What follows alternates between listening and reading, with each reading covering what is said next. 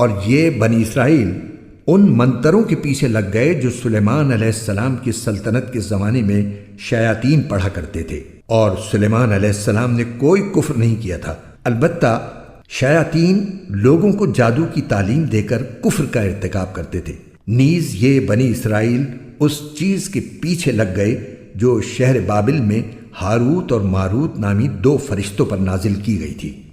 یہ دو فرشتے کسی کو اس وقت تک کوئی تعلیم نہیں دیتے تھے جب تک اس سے یہ نہ کہہ دیں کہ ہم محض آزمائش کے لیے بھیجے گئے ہیں، لہٰذا تم جادو کے پیچھے لگ کر کفر اختیار نہ کرنا۔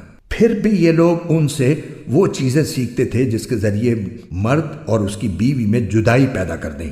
ویسے یہ واضح رہے کہ وہ اس کے ذریعے کسی کو اللہ کی مشیت کے بغیر کوئی نقصان نہیں پہنچا سکتے تھے، مگر وہ ایسی باتیں سیکھتے تھے جو ان کے لیے نقصان دہ تھی اور فائدہ مند نہیں تھی، اور وہ یہ بھی خوب جانتے تھے کہ جو شخص ان چیزوں کا خریدار بنے گا آخرت میں اس کا کوئی حصہ نہیں ہوگا، اور حقیقت یہ ہے کہ وہ چیز بہت بری تھی جس کے بدلے انہوں نے اپنی جانیں بیچ ڈالی۔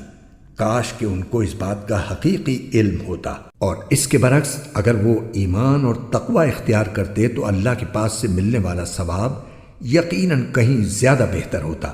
کاش کہ ان کو اس بات کا بھی حقیقی علم ہوتا۔